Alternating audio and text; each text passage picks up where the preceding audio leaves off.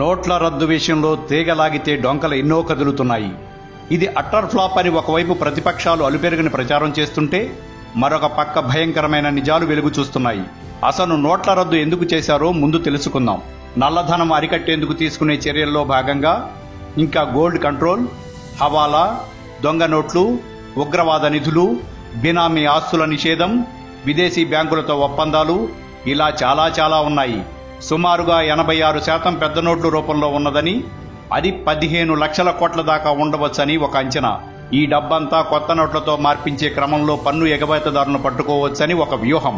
ఈ సొమ్మును 2000 నోట్లతో మార్పించే క్రమంలో ముందస్తు జాగ్రత్త చర్యలు చాలానే తీసుకుంది ప్రభుత్వం. ఈ మార్పిడికి కేవలం 2 మార్గాలు ఎంచుకుంది. 1 బ్యాంక్, 2 పోస్టాఫీస్. ఈ 2 కేంద్ర ప్రభుత్వ ఆధీనంలోనివే. ఇది వరకు నల్ల డబ్బు మార్పిడికి అనేక మార్గాలు ఉండేవి.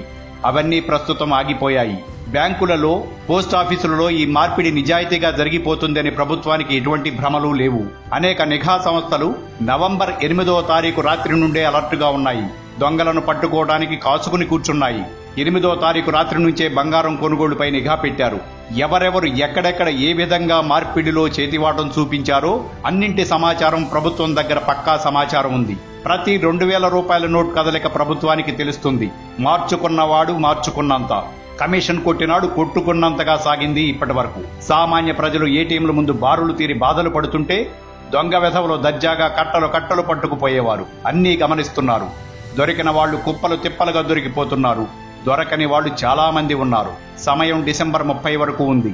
ఇంకా ఎన్ని విధాలుగా మార్పిడి చేస్తారో చూస్తుంది ప్రభుత్వం. ప్రభుత్వానికి కావాల్సింది దొంగల లిస్ట్, వాళ్లకు సహకరించిన అవినీతి అధికారుల లిస్ట్.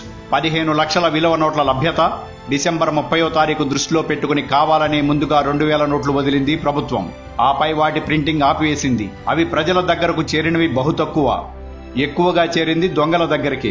ముందుగా గబగబా మార్చుకుంది వాళ్లే గనుక ఇక ఇప్పుడు ప్రభుత్వం 500, 100, 50, 20 నోట్లపై దృష్టి పెట్టింది. వీటిలో ఈ 15 రోజుల్లో చిల్లర కొరత, సామాన్యులకు తగిన నగదు లభ్యత తీరుతుంది. అంటే ఇన్నాళ్లు 2000 నోట్లు దొంగ వాళ్ల దగ్గరకు యథావిధిగా పేరుకున్నాయి. ఇప్పుడు చిల్లర నోట్లు సామాన్యుల దగ్గరకు వస్తున్నాయి. ఇది వరకు పరిస్థితి ఇది పూర్తి భిన్నంగా అని గ్రహించాలి. పెద్ద నోట్లు, చిన్న నోట్లు గమ్యాలు వేరువేరు అయ్యాయి.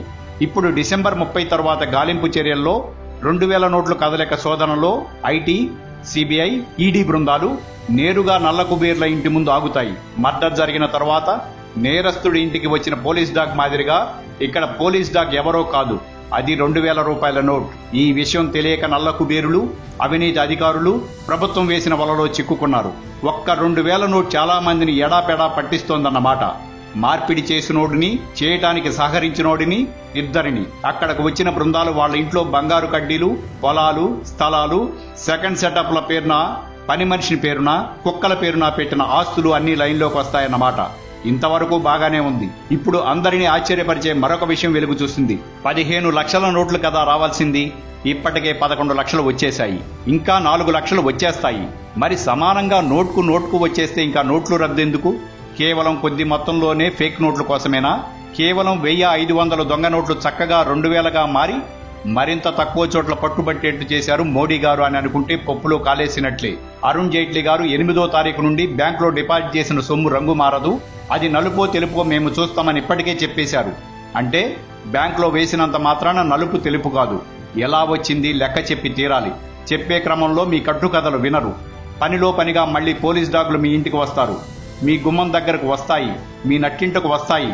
అది సరే, ఆ లెక్కలా ఉంచి అసలు బాంబు ఏమిటంటే 15 లక్షల కోట్లకు 15 లక్షల నోట్లు వచ్చేశాయి.